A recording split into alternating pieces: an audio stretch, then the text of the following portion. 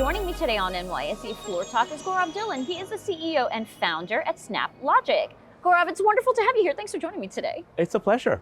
Thanks for having us. Thank you. So now, Gaurav, you previously co-founded Informatica, and you're currently serving as the CEO and co-founder of SnapLogic. So tell me, what prompted you to launch SnapLogic? It was the cloud. Informatica had a great run over the 12 years as CEO, built it up into a successful public company. And it was a time and place with client-server computing. IBM gear was going out of fashion, Windows was coming in, all these new computers from Hewlett-Packard and Sun were coming in. It was timing for that. But then the cloud comes along, and it sort of made sense to start with a clean sheet of paper, to start anew. And I like building things. I like creating things, building companies, teams, products. So, hence SnapLogic. Now, tell me, what do you believe are the biggest inhibitors to AI adoption in the workplace? And how is SnapLogic helping to solve these challenges for customers? Yeah. The biggest inhibitors in AI come from the fact that people look at consumer AI. You look at ChatGPT and all those things, and you're like, well, why can't our stuff be like that? And the reason is, the consumer AI has got the whole World Wide Web. It's swallowed the web.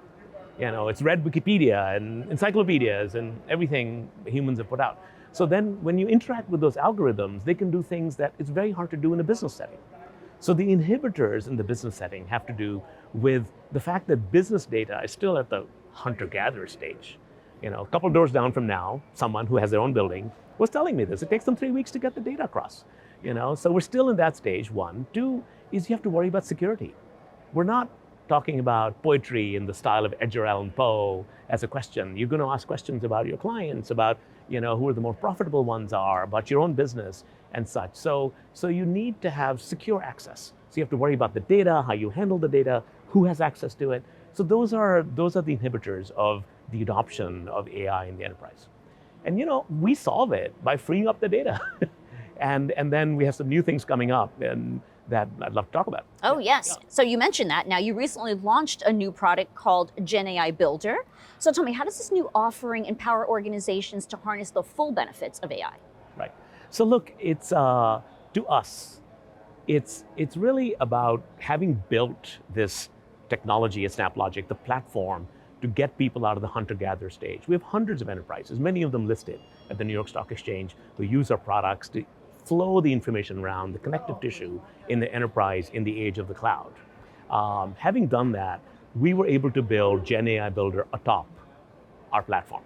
And with GenAI Builder, what our clients are doing now already, some of the early adopters in the beta program, they're able to access all data. Is a purchase order an invoice data? Yeah. Is a audio recording of your customer support call data? Yeah. Is this video data? We have a client who's using AI to transcribe in real time from one language to the other videos using our products. So all data. And the second part is all employees, not just the technicians, not just the people who can program in Python, but anybody. There's so many more computer savvy people. So freeing up all data for all employees in the enterprise in a secure way is what GenAI Builder is bringing to light. It's our finest work. We've been at it for a while, and it's such a thrilling moment for us and for the industry. All right, so you are a two-time founder. Tell me, what key lessons have you learned that you believe every leader should be aware of, especially in the midst of today's AI revolution? Well, I think the hardest lesson is product market fit is a scientific art. You cannot delegate product market fit. You have to listen very closely to your early adopters. You have to pay great attention to your early products. And you go through this almost crucible as you then emerge with product market fit and you start to see repeatability. If a company A buys it, B buys it, C buys it. You cannot delegate that. You have to do that yourself as a founder. As an early part of the founding team of any young company, you have to do that. Now, you can delegate scale, conversely. If we want to open a business in Japan, SnapLogic KK, I know who to get. They've probably done something like that before. They know who to hire, how to go about doing it. Scale can be delegated, product market fit cannot. And that's a hard lesson. even second-time entrepreneurs go through some gyrations to remember that, aha, I remember that.